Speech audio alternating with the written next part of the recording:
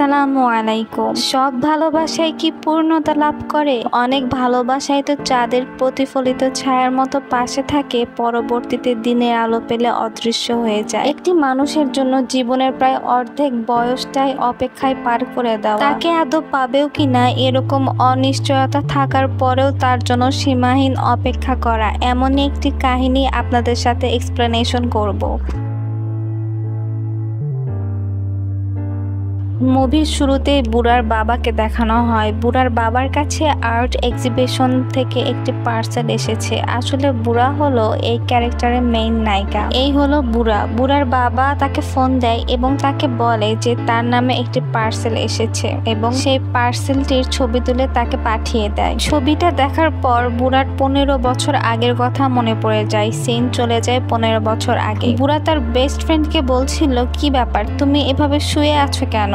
তুমি তোমার heart surgery করতে যাবা না ইউএসএ তে? কিম উত্তরে বলে, আমি যাব না, কারণ আমার হার্ট কোনো ডাক্তারই ঠিক করতে পারবে না। হার্ট আর আমার কাছে নেই, কেউ একজন চুরি করে নিয়েছে। কিম যখন তাদের দোকানে ছিল তখন একটি ছেলে আসে। কিমের মা না থাকার কারণে ছেলেটি চলে যেতে নিচ্ছিল। তখন কিম বলে, দাঁড়ান, আমি আপনার জামার মাপ নিতে পারবো। এটা বলে যখনই কিম আগাতে নিবে পা মুচকে সে পড়ে যায়। ছেলেটি তখন তাকে সাহায্য করার জন্য এগিয়ে আসে, কিন্তু কিম তখন তাকে দেখে অনেক পছন্দ করে ফেলে। ওরা এগুলো শুনে বলে, এই দিয়ে তোমার সাথে অনেকবার এগুলো হয়েছে, তুমি যাকেই দেখো তাকে পছন্দ করে ফেলো। আমাদের ক্লাসমেট একটা ছেলে, আমাদের টিচার, এদেরকেও তো তুমি পছন্দ করেছিলে। কিম বলে, দেখো আমি এখন একদমই সিরিয়াস। ওই দিনের পর থেকে ছেলেটাকে আমি এ পর্যন্ত আর দেখিনি, কিন্তু আমি ছেলেটির গায়ে যে ইউনিফর্মটা দেখেছি ওটা আমাদের স্কুলে। এখানে আমরা বুঝতে পারি তারা সবাই একই স্কুলে পড়ে। কিম বলে, আমি আমেরিকাতে হার্ট সার্জারি করতে যাব না যদি আমি ছেলেটাকে হারিয়ে ফেলি।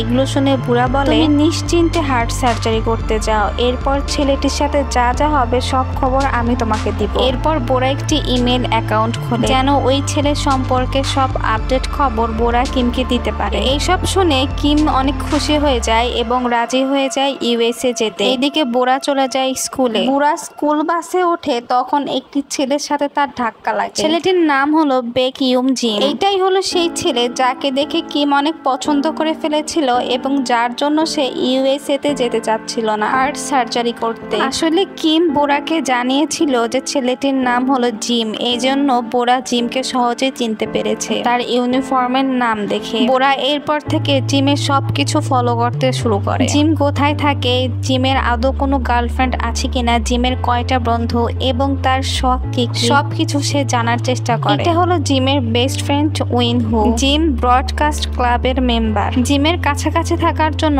বুড়া ও সেই ক্লাবের মেম্বার হয়ে যায়। বুড়া জিমের বেস্ট ফ্রেন্ড উইনহুর সাথে ফ্রেন্ডশিপ করার চেষ্টা করে যেন জিমকে আরো ভালোভাবে চিনতে পারে, কিন্তু উইনহু তাকে অ্যাভয়েড করে। বুড়া জিমের নাম্বার ম্যানেজ করার জন্য তার ল্যান্ডলাইনে কল করে এবং তাকে বলে, আমি আপনাকে একটি কুইজ প্রতিযোগিতা থেকে ফোন করেছি, এই জন্য আপনার পার্সোনাল নাম্বারটি আমাদের দরকার। কিন্তু জিম বুড়ার কণ্ঠ শুনে তাকে চিনে ফেলে। পরের দিন উইনহু বুড়াকে দেখে বলে, গতকাল তুমি কলে ছিলে তাই তো?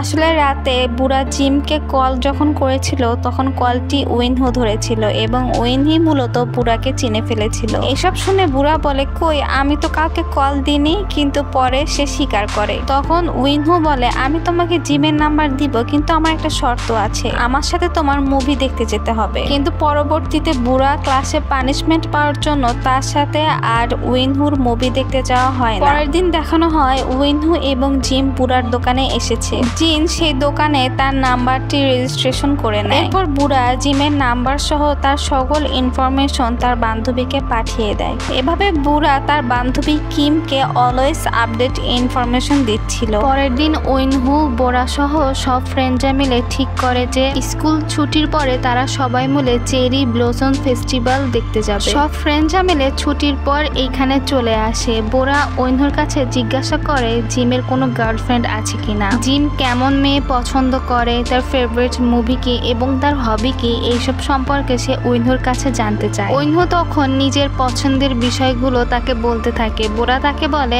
আমি কি তোমার কাছে তোমার বিষয়ে কিছু জানতে চেয়েছি নাকি? উইনহু ফটোগ্রাফি করতে অনেক পছন্দ করে। সে সব মোমেন্টই তার ক্যামেরায় ধরে রাখত। প্রতিটা মোমেন্টই যেন তার কাছে স্পেশাল ছিল।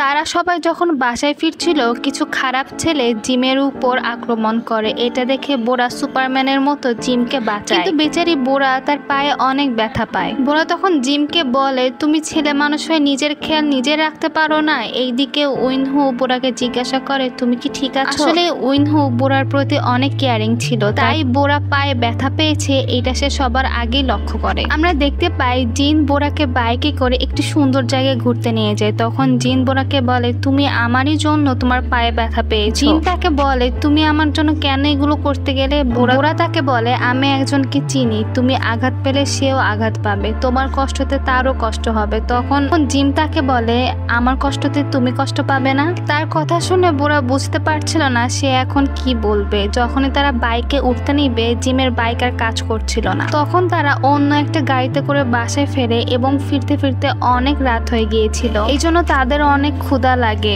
তারা খাওয়ার জন্য স্কুলের পাশে একটি ক্যান্টিনে যায়। বোরা খাচ্ছিল কিন্তু জিম যেন তার দিকে তাকিয়েই ছিল। জিম তাকে বলে, তুমি কিন্তু অনেক ভালো। এখন সকাল থেকে কিমের মুখে এত প্রশংসা শুনে বোরা অনেক টেনশনে পড়ে যায়। সে তো জিমকে ফলো করেছিল কিমের জন্য, এখন জিমই উল্টে বোরাকে পছন্দ করা শুরু করেছে। সব দেখতে পেয়ে বোরা কি করবে বুঝে উঠতে পারছিল না। আবল তাবল কিছু কথা বলে সেখান থেকে উঠে চলে আসে। তাড়াহুড়ার কারণে সে তার হাতের স্টিকটি ওখানেই রেখে আসে। একটু পরে উইনহু সেই স্টিকটি এনে দেয়। আমরা ভিডিওটির মাধ্যমে দেখতে পাই উইনহু বোরার প্রতি অনেক কেয়ারিং। উইনহু বোরাকে জিজ্ঞাসা করে, তুমি কি জিমকে পছন্দ করো? বোরা উত্তরে বলে, না, আমি শুধু তার প্রতি ইন্টারেস্টেড। তার এটা নিশ্চয়ই পছন্দ অথবা ভালোবাসা বলে না। উইনহু বলে, তাহলে পছন্দ কাকে বলে? তখন বোরা আর কিছু বলে না, চুপ করে থাকে। উইনহু তাকে রেখে চলে যায়। উইনহু তখন মনে মনে ভাবে, আমি কি উইনহুকে পছন্দ করতে শুরু করেছি? আর এটা সে তার ইমেইলে লিখে সেভ করে রাখে। কিছুদিন পর তাদের স্কুল থেকে একটি ট্যুরে যাওয়া হয় এবং জিম বুড়াকে বলে, আমি সবকিছু জানতে পেরেছি। তুমি উইনহু থেকে আমার পার্সোনাল নাম্বার নিয়েছো এবং আমাকে এতদিন যাবত তুমি ফলো করে যাচ্ছ। তাহলে কি তুমি আমাকে পছন্দ করো? এগুলো শুনে বুড়া বলে, তুমি কি পাগল হয়ে গেছো? আমি বুঝতে পারছি না তুমি আসলে আমাকে কি বোঝাতে চাচ্ছ। তুমি কি মনে করছো আমি কি তোমাকে ভালোবাসি? জিম উত্তরে বলে, আমরা এতদিন ঘুরলাম, এগুলো কি তাহলে কিছুই না? এগুলো শুনে বুড়া বলে, দেখো এগুলো কিছুই না, আমরা জাস্ট ক্লাসমেট অ্যান্ড ভালো ফ্রেন্ড, এর বেশি আমাদের মধ্যে কিছুই হবে না। দূর থেকে উইনহু এগুলো সব দেখে। এইদিকে রাতে বুড়া এবং তার ফ্রেন্ডরা মিলে অনেক ড্রিঙ্ক করে। মাতাল হয়ে বুড়া উইনহুর রুমের সামনে যায়। তার দরজায় জোরে নক করে। এই আওয়াজে স্যার উপরে উঠে আসে। স্যারকে আসতে দেখে উইনহু বুড়াকে নিয়ে অন্য জায়গায় চলে যায়। পরের দিন দেখানো হয় সবাই সি বিচে ঘুরতে এসেছে আর তখন জিম তাকে ক্লাসমেট বলে অনেক খ্যাপাতে থাকে। তারা তিনজন মিলে একটি পিকচার ফ্রেমে আবদ্ধ হয়। আজ বোরাদের সেমিস্টার শেষ হয়ে গিয়েছে এবং তাদেরকে গরমের ছুটি দিয়েছে অনেক দিনে। স্কুল ছুটির কারণে বোরা তার দোকানে বসে অনেক বোরিং ফিল করছিল। সেই সময় উইনহু এসে তাকে বলে তার পাশের দোকানে সে একটি জব নিয়েছে আর সে এখন থেকে ওই দোকানে কাজ করবে। আসলে উইনহু এই গরমের ছুটিতে বোরার আশেপাশে থাকতে চাচ্ছিল যেহেতু স্কুল বন্ধ। বোরা এটা শুনে অনেক খুশি হয়। বোরা তার দোকানে বসে সবসময় উইনহুকে ফলো করতে থাকে। তারা দুজন একজন আরেকজনকে পছন্দ করে কিন্তু কেউ কাউকে এই পর্যন্ত বলে উঠতে পারেনি। রাতে তারা একসাথে বসে থাকে এবং উইনহু নিজের সম্পর্কে বোরাকে অনেক কিছু শেয়ার করে। উইনহুর একটি পছন্দ জায়গায় বোরাকে নিয়ে আসে এবং উইনহুকে বলে, যখন আমার জন্ম হয়েছিল তখন আমরা এইখানেই থাকতাম কিন্তু পরবর্তীতে ফ্যামিলি সহ আমার নিউজিল্যান্ডে চলে গিয়েছিলাম। পরবর্তীতে আমার বাবা মার ডিভোর্স হয়ে যায় এবং আমি আর বাবা এই কোরিয়াতে ফিরে আসি এবং আমার ছোট ভাই এবং মা তারা নিউজিল্যান্ডে থেকে যায়। তাকে বলে, তুমি তাদেরকে মিস করো না?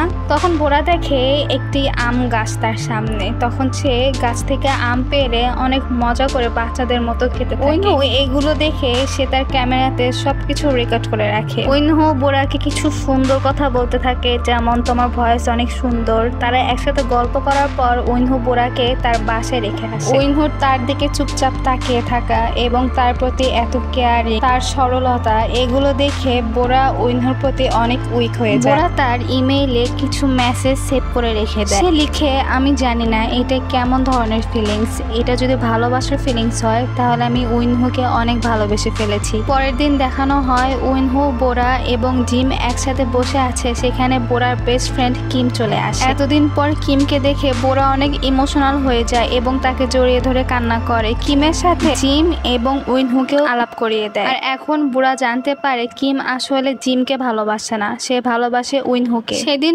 উইনহু জিমের ড্রেস পরে কিমের দোকানে গিয়েছিল যার কারণে তাদের নামটি এক্সচেঞ্জ হয়ে গিয়েছিল। এসব জেনে বুড়া বুঝে উঠতে পারছিল না সে এখন কি করবে। তাকে কিম জিজ্ঞাসা বলে, তোমার কি হয়েছে, তুমি কি আমার থেকে কিছু লুকাচ্ছ?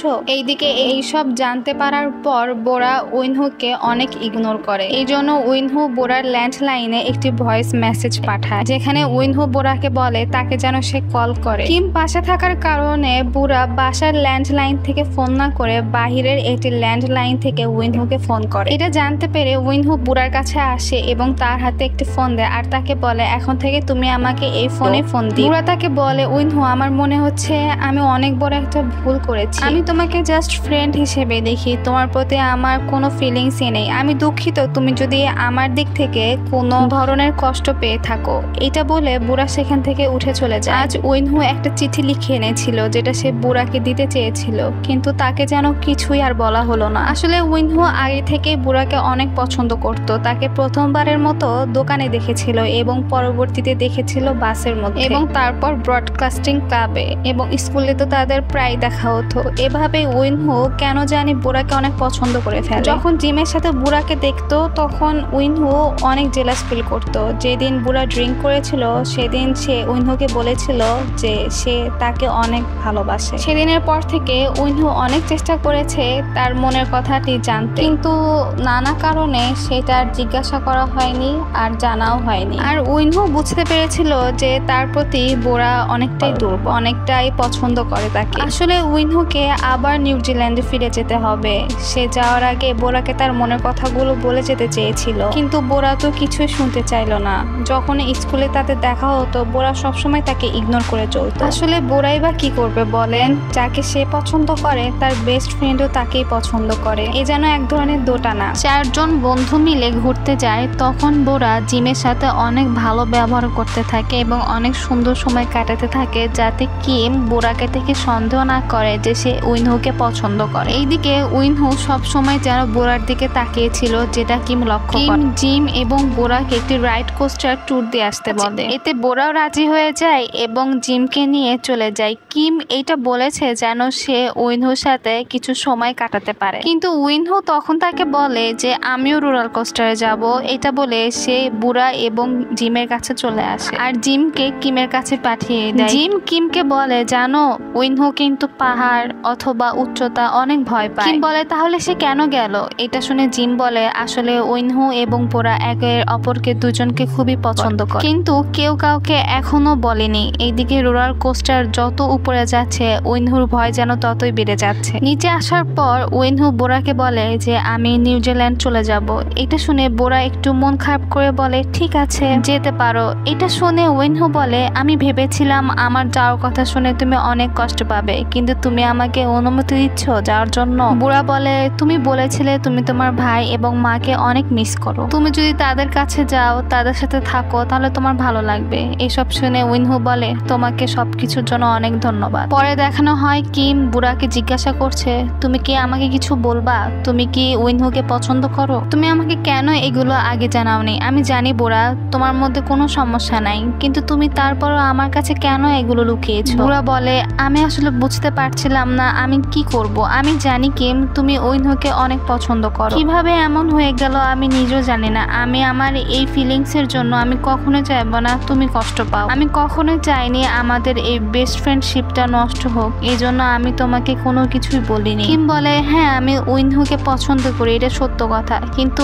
এমন ভালো লাগা থেকে কি হবে যদি তুমি ভালো না থাকো? তুমি আমার একমাত্র কাছের ফ্রেন্ড, যাকে আমি সবসময় চেয়েছি। তুমি সবসময় আমাকে হাসি খুশি রাখার চেষ্টা করেছো। আমি অসুস্থ থাকার কারণে সবসময় আমার খেয়াল করেছো, আমার যত্ন নিয়েছো। কোনটাতে আমি ভালো থাকবো সেটা সবসময় বেশি প্রায়োরিটি দিয়ে। আমি তো তোমাকে কখনোই বলিনি যে আমার এগুলো দরকার, কিন্তু তারপরে তুমি আমাকে দিয়েছো। আমি কি একটা বন্ধু চেয়েছিলাম নাকি আমি নার্স চেয়েছিলাম? এসব বলে সে কাঁদতে কাঁদতে সেখান থেকে চলে যায়। বাসায় এসে সে বোরার দেওয়া ইমেল গুলো দেখতে পায়, যেখানে অনেক আগেই বোরা উইনহুর প্রতি তার ফিলিংস কিমকে জানিয়েছিল। পরের দিন দেখানো হয় কিম উইনহুর সাথে পছন্দ করে এবং তাকে বলে যে তুমি জানো যে আমি তোমাকে পছন্দ করি। আমার হয়তো এগুলো তোমাকে বলা উচিত হচ্ছে না, কিন্তু বোরাও তোমাকে পছন্দ করে। সেই দিন তোমাকে ও মিথ্যে বলেছে, সে এমনই। সে সবসময় আমার যত্ন নিয়েছে। আমি কোনো কিছুতে কষ্ট পেলে সে সবসময় আগে কষ্ট পেয়েছে। আমরা দুই বান্ধবী মিলে একবার সমুদ্রে ঘুরতে গিয়েছিলাম। আসলে আমি ব্যাঙ অনেক ভয় পাই। তখন বুড়া আমাকে পিঠে করে পুরো সমুদ্র ঘুরিয়েছিল। যদিও তখন আমাদের বয়স ছিল খুবই কম। আমাকে বয়ে বেড়াইতে তার অনেক কষ্ট হয়েছিল, তারপরে সে আমাকে পুরো সমুদ্র ঘুরিয়ে দেখিয়েছিল। আজ পর্যন্ত সে আমাকে